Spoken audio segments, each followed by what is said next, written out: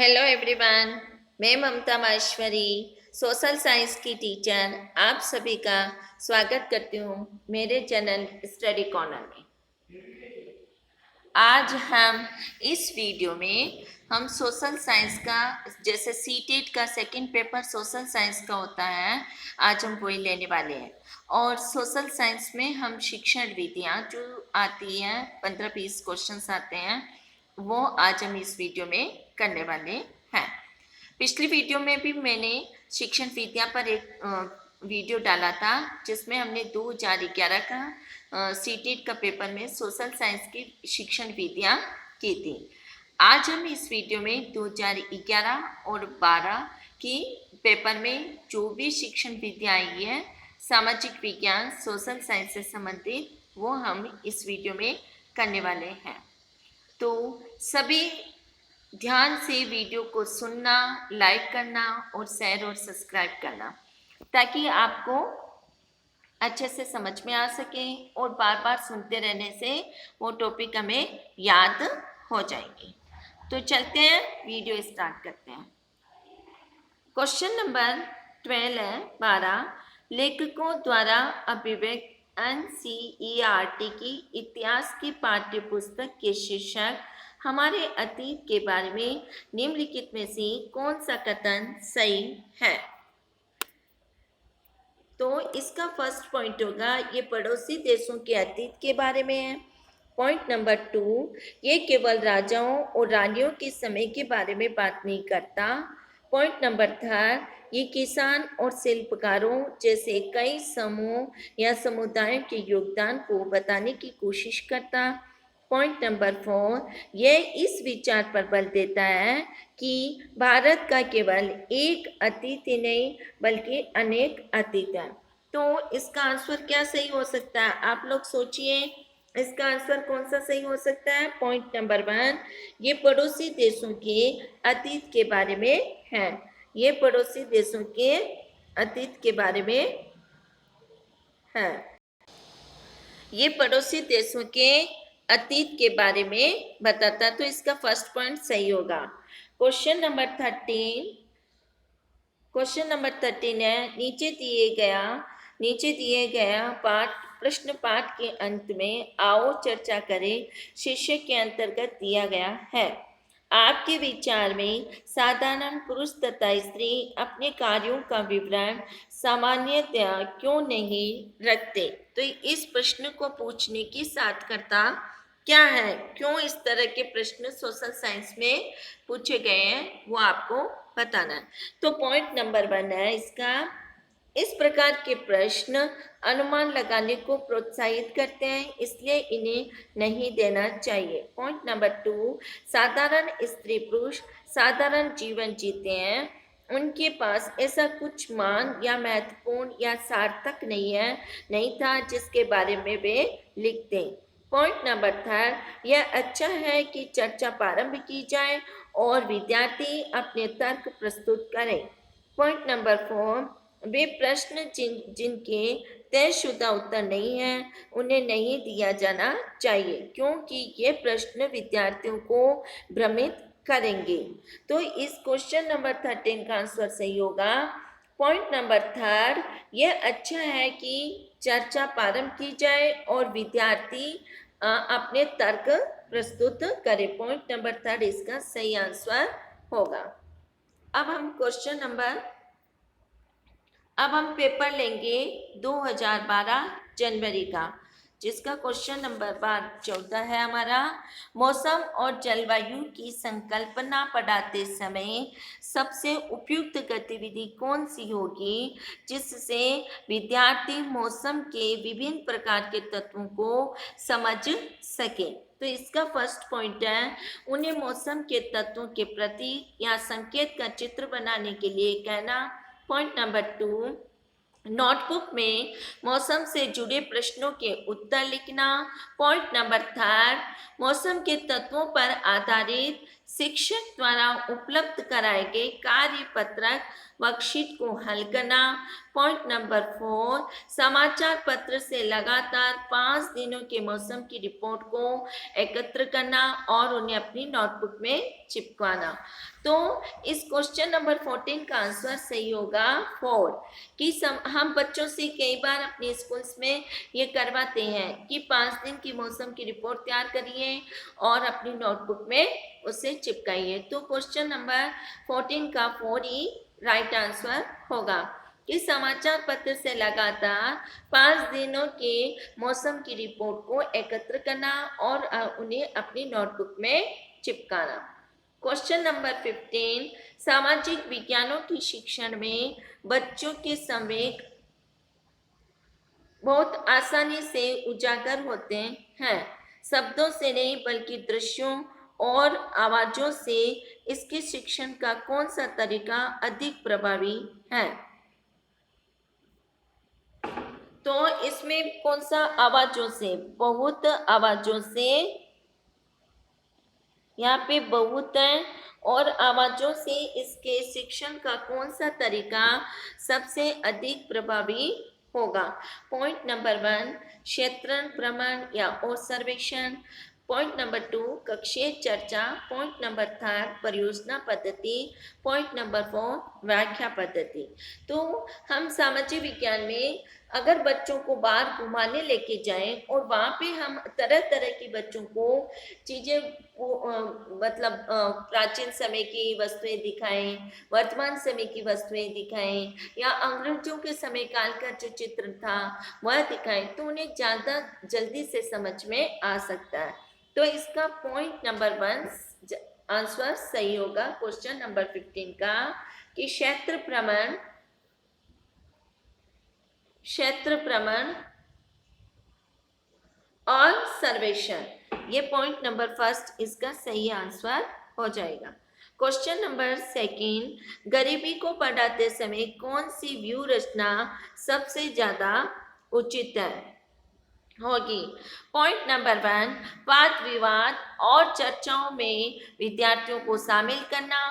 Point number 2, विद्यार्थियों को पाठ्य पुस्तक में से पढ़ने के लिए कहना और कठिन शब्दों के अर्थ की व्याख्या करना। पॉइंट नंबर 3, नोट्स तैयार करना और अच्छा व्याख्यान देना। पॉइंट नंबर 4, विद्यार्थियों को हेड आउट्स देना, मतलब जो हेड पॉइंट्स होते हैं उनको देना या व्याख्या करना। तो इस क्वेश्चन नंबर 16 का सही आंसर होगा पॉइंट नंबर 1, वाद विवाद और चर्चाओं में विद्यार्थियों को शामिल करना। पॉइंट नंबर 1 इसका सही आंसर हो जाएगा। क्वेश्चन नंबर 17, ये देखा गया है कि सांस्कृतिक, सामाजिक और वर्ग विभेद कक्षीय संदर्भ में अपने पक्षपात, पूर्वाग्रहों और अभिव्यक्तियों को उत्पन्न करते हैं, अतः शिक्षण का उपागम होना चाहिए। पॉइंट नंबर 1, व्याख्या पद्धति। पॉइंट नंबर 2, परियोजना उन्मुखी। पॉइंट नंबर 3, चर्चा उन्मुखी। पॉइंट नंबर 4, मुक्त अंत। तो इसका सही आंसर क्या हो जाएगा? पॉइंट नंबर 3, चर्चा उन्मुखी। कौन सा सही आंसर हो जाएगा? चर्चा उन्मुखी। अब है क्वेश्चन नंबर 18,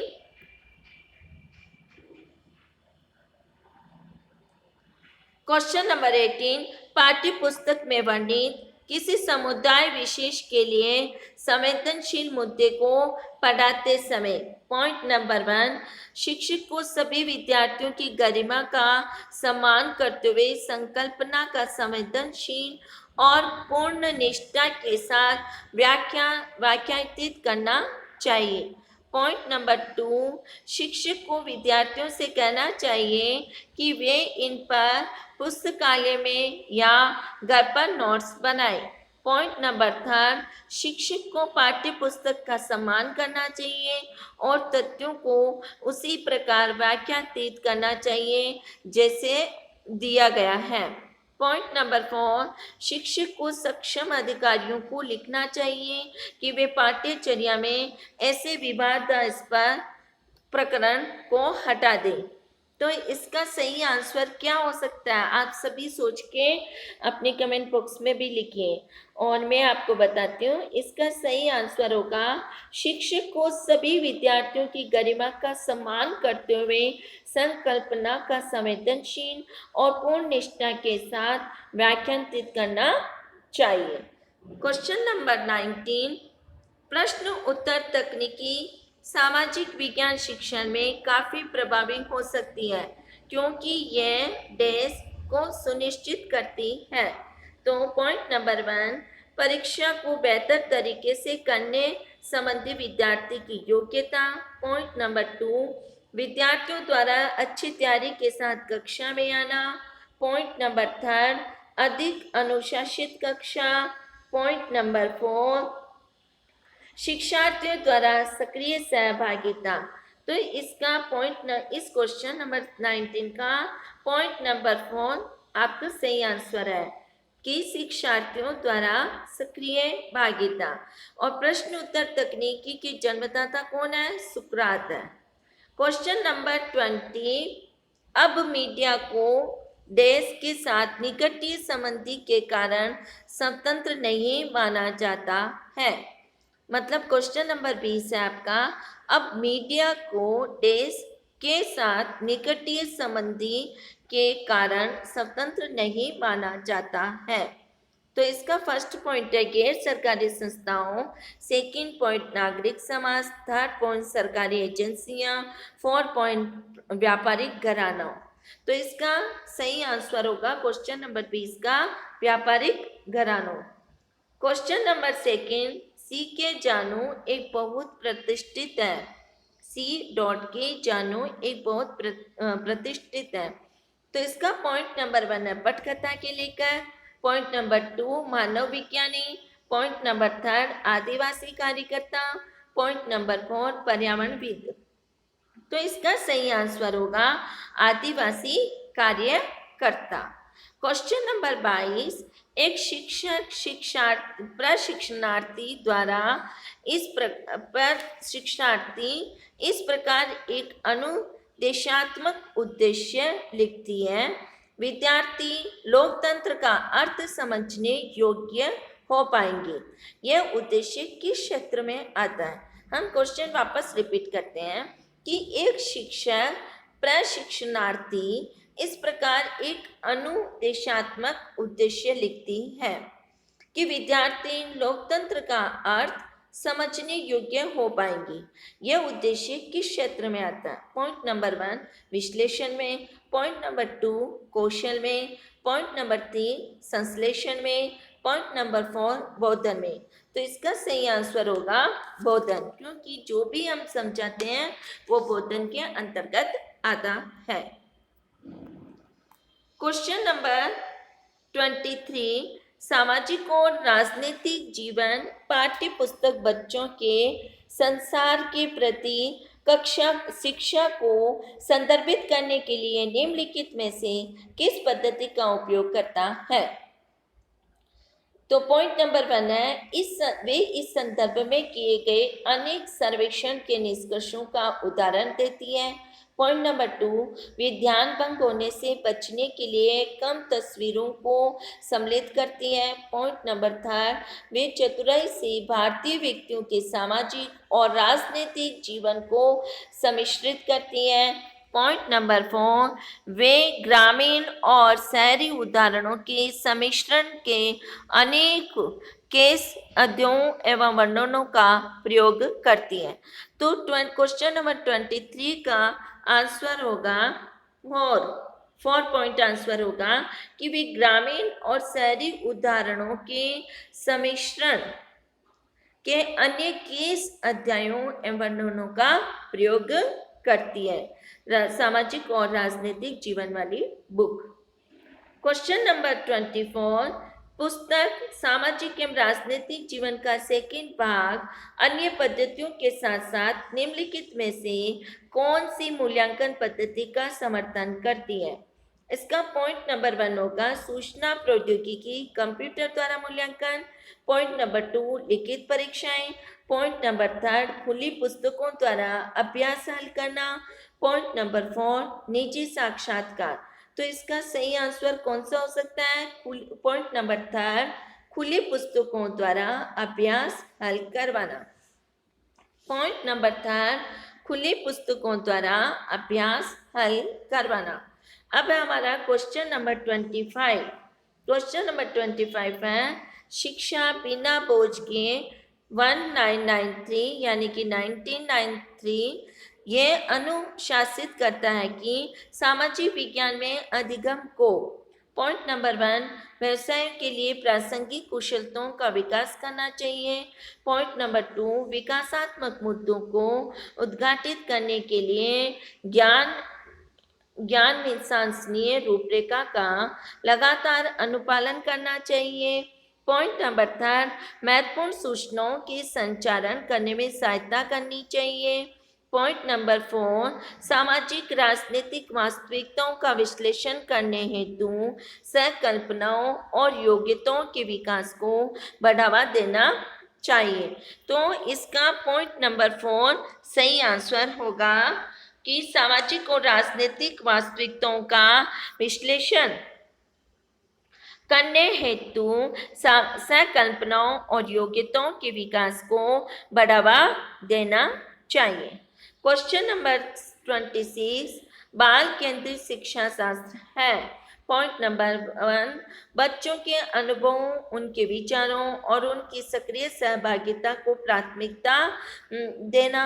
पॉइंट नंबर 2 व्यक्तिगत ध्यान को सुनिश्चित करने के लिए छोटे शिशु देखभाल केंद्रों पर बच्चों को पढ़ाना। पॉइंट नंबर 3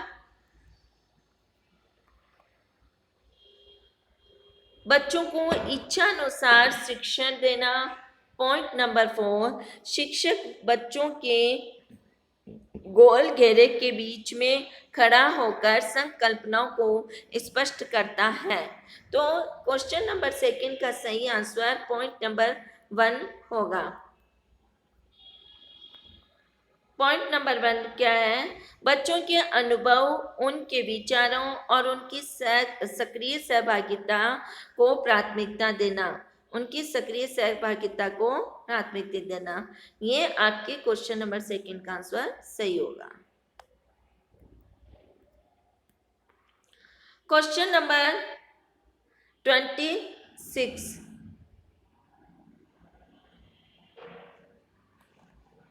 क्वेश्चन नंबर 26 दो बार लिखा गया है। सामाजिक विज्ञान में आंकलन का मुख्य उद्देश्य होना चाहिए। पॉइंट नंबर 1 ये विश्वसनीय प्रतिपुष्टि यानी कि फीडबैक उपलब्ध कराने की किस सीमा तक शैक्षिक उद्देश्यों की प्राप्ति हुई है। पॉइंट नंबर 2 शिक्षार्थियों द्वारा मानविकी में सफल जीवन वृत्ति को आगे बढ़ाने में संभावनाओं की भविष्यवाणी करना। पॉइंट नंबर 3 शिक्षार्थियों ने किस सीमा तक विषय वस्तु संबंधी ज्ञान अर्जित किया, ये मापना। पॉइंट नंबर 4 परीक्षा उत्तीर्ण करने वाले विद्यार्थियों में ज्ञान की वांछित शैक्षणिक गुणवत्ता बनाए रखना। तो इसका सही आंसर है पॉइंट नंबर 1 ये विश्वसनीय प्रतिपुष्टि फीडबैक उपलब्ध कराना कि किस सीमा तक शैक्षणिक उद्देश्यों की प्राप्ति हुई है। अब है क्वेश्चन नंबर 27 सामाजिक विज्ञान कक्षा में अन्योन्य क्रिया पर्यावरण को बढ़ावा देने के लिए निम्नलिखित में से कौन सा उपागम सबसे उपयुक्त होगा। तो इसका फर्स्ट पॉइंट है व्याख्यान और स्पष्टीकरण। पॉइंट नंबर 2 वृत्त चित्र या डॉक्यूमेंट्रीज दिखाना। पॉइंट नंबर 3 शुद्ध लेखन अभ्यास। पॉइंट नंबर 4 लगातार जांच। तो इसका सही आंसर होगा संकल्पनाओं का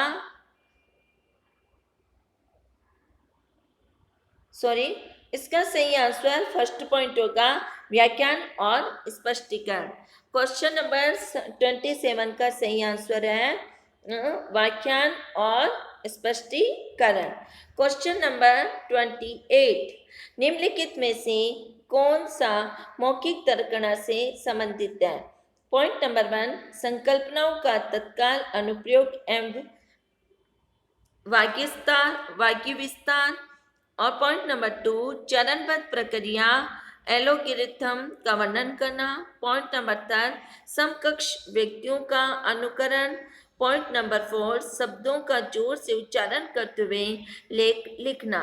तो क्वेश्चन नंबर 28 का सही आंसर होगा संकल्पनाओं का तत्काल अनुप्रयोग एवं वाक्य विस्तार।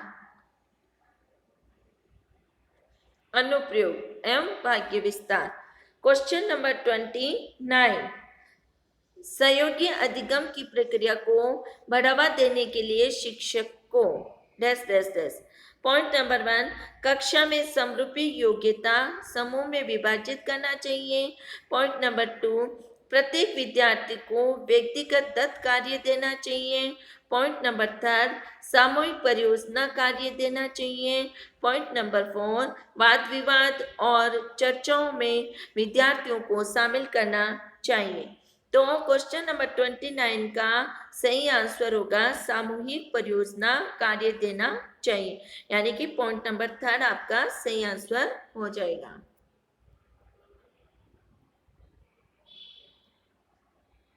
क्वेश्चन नंबर 30, प्रारंभिक स्तर पर इतिहास शिक्षण का सबसे महत्वपूर्ण एवं प्रभावी तरीका है। तो पॉइंट नंबर 1 है प्रश्नोत्तर पद्धति। पॉइंट नंबर 2, कार्यकथन पद्धति। पॉइंट नंबर 3, व्याख्यान पद्धति। पॉइंट नंबर 4, चर्चा पद्धति। तो इसका सही आंसर होगा कहानी कथन पद्धति, यानी कि इतिहास शिक्षण का सबसे महत्वपूर्ण और प्रभावी तरीका है कि कहानियां सुनाएंगे, उसके आधार पर बच्चों को जल्दी से समझ में आ जाएगा। तो कहानी कथन पद्धति। क्वेश्चन नंबर 31 है राष्ट्रीय पाठ्य चर्चा की रूपरेखा 2005 ये सुझाव देती है कि नागरिक शास्त्र की जगह राजनीति विज्ञान शब्दावली का प्रयोग किया जाए, क्योंकि इसका फर्स्ट पॉइंट है राजनीतिक विज्ञान एक अध्ययन क्षेत्र के रूप में वैश्विक रूप से स्वीकृत है। पॉइंट नंबर 2, राजनीतिक विज्ञान राजनीति प्रशिक्षण उपलब्ध कराएगा। पॉइंट नंबर 4, नागरिक शास्त्र शब्दावली राज एरा में बनाई गई है और जो आज्ञाकारिता तथा ईमानदारी के साथ जुड़ी हुई है। पॉइंट नंबर 4, राजनीतिक विज्ञान शिक्षा के उच्च स्तर पर पढ़ाया जाता है, अतः विद्यालयों को इसके लिए आधार भूमि तैयार करनी चाहिए। तो क्वेश्चन नंबर 31 का सही आंसर होगा राजनीतिक विज्ञान एक अध्ययन क्षेत्र के रूप में वैश्विक रूप से स्वीकृत है। क्वेश्चन नंबर 32 की ओर बढ़ते हुए सामाजिक समानता बढ़ाते हुए शिक्षण का सबसे उपयुक्त उपागम क्या होना चाहिए? मेरे ख्याल से ये क्वेश्चन आप सभी को आता होगा, इसका सही आंसर आप सबको पता होगा। पॉइंट नंबर 1, समुदायों से अनुभवों के दृष्टांत देना जो बच्चे का सामाजिक और सांस्कृतिक परिवेश बताते हैं। पॉइंट नंबर 2, अस्पष्टता के व्यवहार की विस्तार से व्याख्या करना। पॉइंट नंबर 3, संकल्पना को व्याख्यायित करना जैसा पाठ्य पुस्तक में वर्णित किया गया है। पॉइंट नंबर 4, सामाजिक समानता से जुड़ी पाठ्य सामग्रियों की समीक्षा के लिए विद्यार्थियों को परियोजना कार्य देना। तो इसमें पॉइंट नंबर 1 सही आंसर हो जाएगा कि समुदायों से अनुभवों के दृष्टांत देना जो बच्चे का सामाजिक और सांस्कृतिक परिवेश बनाते हैं। अब है क्वेश्चन नंबर 33, समूह शिक्षण क्या है? इसका फर्स्ट पॉइंट संसाधनों रुचि एवं विशेषज्ञता का इष्टतम उपयोग करने हेतु शिक्षकों की समूह द्वारा शिक्षण। पॉइंट नंबर 2, शिक्षकों की अनुपलब्धता से निपटने का एक उपाय। पॉइंट नंबर 3, स्कूल में शिक्षकों के समूह के बीच स्वस्थ प्रतिस्पर्धा को प्रोत्साहित करना। पॉइंट नंबर 4, विद्यार्थियों को उनकी योग्यता के अनुसार छोटे समूह में बांटकर शिक्षण। तो क्वेश्चन नंबर 33 का आंसर सही होगा पॉइंट नंबर 1, संसाधनों, रुचि एवं विशेषज्ञता का इष्टतम उपयोग करने हेतु शिक्षकों के समूह द्वारा प्रशिक्षण।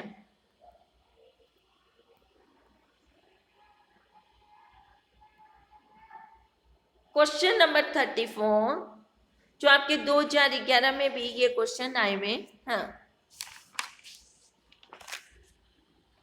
इनमें से कौन से प्रश्न विद्यार्थियों में आलोचनात्मक यानी कि तार्किक चिंतन को विकसित नहीं करेंगे?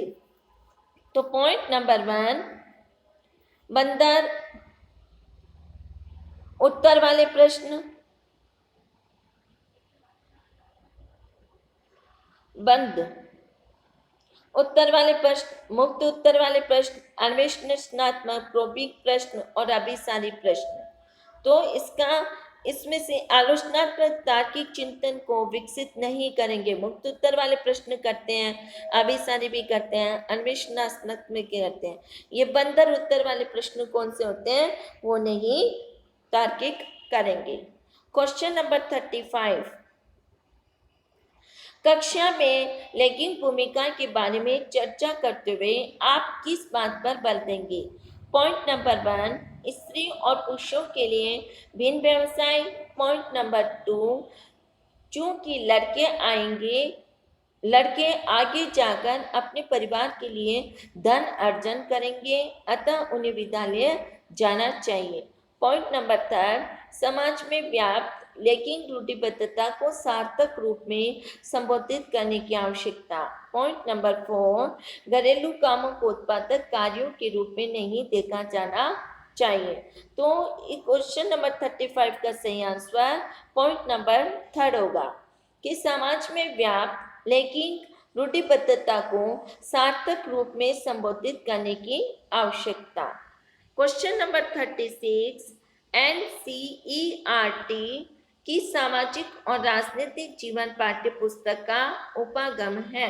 पॉइंट नंबर 1, शिक्षार्थी को प्रश्न का एक सही उत्तर देना। पॉइंट नंबर 2, पाठ की तथ्यात्मक विषय वस्तु पर शिक्षार्थियों का ध्यान आकर्षित करना।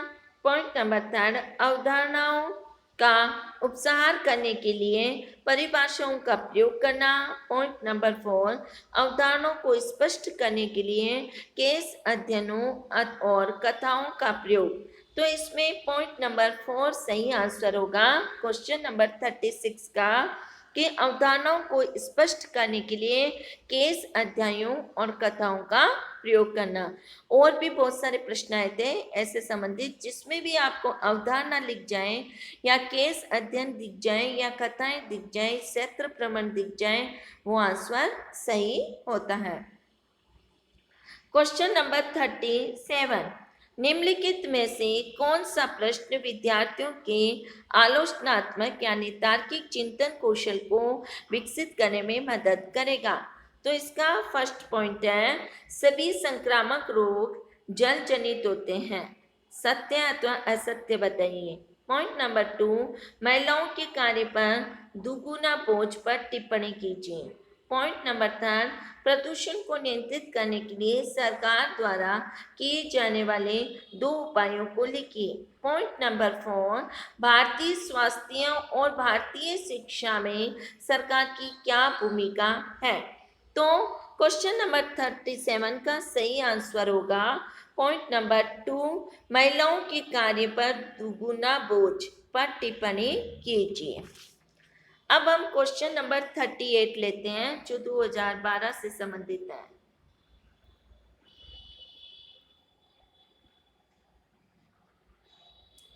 आप कक्षा 8 में विद्यार्थियों को विविधता में एकता पढ़ा रहे हैं। आप विद्यार्थियों को प्रभावी तरीके से अवधारणा समझाने के लिए निम्नलिखित में से किस गतिविधि को करेंगे? पॉइंट नंबर 1, भारत के राज्यों के बीच नदी विवादों पर निबंध लिखाना। पॉइंट नंबर 2, विद्यालय के समय हाइड्रो इलेक्ट्रॉनिक परियोजना का मंडल बनाना। पॉइंट नंबर 3, पाठ को अच्छी तरह से पढ़ा देने के बाद परीक्षा लेना। पॉइंट नंबर 4, हमारे देश के नृत्य के विभिन्न प्रकारों पर पिक्चर प्रस्तुत करना और उनमें निहित समानताओं तथा अंतरों का मूल्यांकन करना। तो क्वेश्चन नंबर 38 का सही आंसर होगा हमारे देश के नृत्य के विभिन्न प्रकारों का पिक्चर प्रस्तुत करना, फीचर और उनकी निहित समानताओं और अंतरों का मूल्यांकन करना। या फीचर की जगह पिक्चर है, पिक्चर प्रस्तुत करना। क्वेश्चन नंबर 39, सामाजिक विज्ञान में निदानात्मक परीक्षण शिक्षक को क्या समझाने में सहायता करेगा? तो इसका फर्स्ट पॉइंट है प्रकरण का वह हिस्सा जिसे विद्यार्थी ने कंठस्थ नहीं किया। पॉइंट नंबर 2, सामाजिक विज्ञान में विद्यार्थी सीखने संबंधी किन कठिनाइयों का सामना कर रहा है? पॉइंट नंबर 3, पुनरावृत्ति किस प्रकार विद्यार्थी की सहायता करती है? पॉइंट नंबर 4, उसके विद्यार्थी कितने बुद्धिमान हैं? तो क्वेश्चन नंबर 39 का सही आंसर होगा सामाजिक विज्ञान में विद्यार्थी सीखने संबंधी किन कठिनाइयों का सामना कर रहा है। क्वेश्चन नंबर 40, माध्यमिक विद्यालयों में सामाजिक विज्ञान पढ़ाने के संदर्भ में कौन सा कथन सर्वाधिक अनुचित है? पॉइंट नंबर 1, सामाजिक विज्ञान पढ़ाना चाहिए क्योंकि ये मानवीय संबंधों की समझ अर्जित करने में मदद करता है। पॉइंट नंबर 2, सामाजिक विज्ञान पढ़ाना चाहिए क्योंकि यह सामाजिक यथार्थ के बारे में बच्चों को संवेदनशील बनाने में मदद करता है। पॉइंट नंबर 3, सामाजिक विज्ञान पढ़ाया जाना चाहिए क्योंकि ये सामाजिक मुद्दों पर वाद विवाद करने और अपने विचार अभिव्यक्त करने का विद्यार्थियों की मदद करता है। पॉइंट नंबर 4, सामाजिक विज्ञान पाठ्यचर्या का हिस्सा होना चाहिए ताकि शिक्षार्थी राजाओं के जीवन और उनके बीच हुए युद्धों के बारे में जान सकें। तो क्वेश्चन नंबर 40 का सही आंसर है 4 पॉइंट, सामाजिक विज्ञान पाठ्यचर्या का हिस्सा होना चाहिए ताकि शिक्षार्थी राजाओं के जीवन और उनके बीच हुए युद्धों के बारे में जान सके। क्वेश्चन नंबर 41, बच्चों के साथ गतिविधियां केवल तभी प्रभावी होती हैं जब शिक्षिका यह नहीं जानती कि वह यह क्यों कर रही है।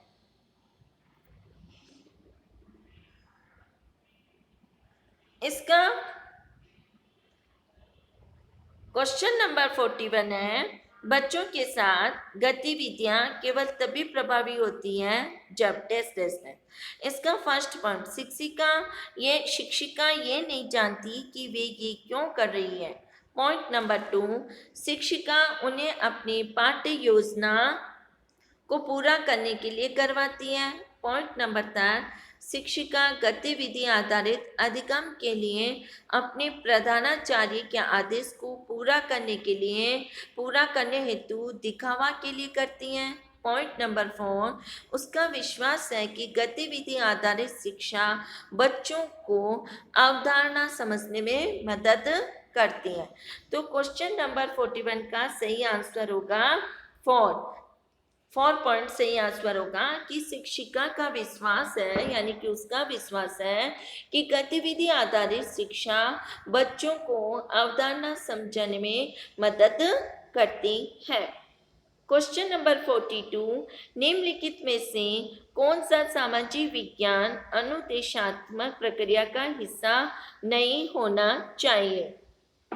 तो इसका पॉइंट नंबर 1 है योजना, पॉइंट नंबर 2 तथ्यों का श्रुतलेख, पॉइंट नंबर 3 प्रतिपुष्टि तंत्र, पॉइंट नंबर 4 क्रियान्वयन। तो क्वेश्चन नंबर 42 का सही आंसर है तथ्यों का श्रुतलेख। तो ये हमने 2011 और 2012 सोशल साइंस की शिक्षण विधियां वाला किए हैं। सभी को अच्छा लगेगा। आप सभी बार बार वीडियो को सुनते रहिए और अपने सीटेट की अच्छे से तैयारी करते रहिए। Bye bye.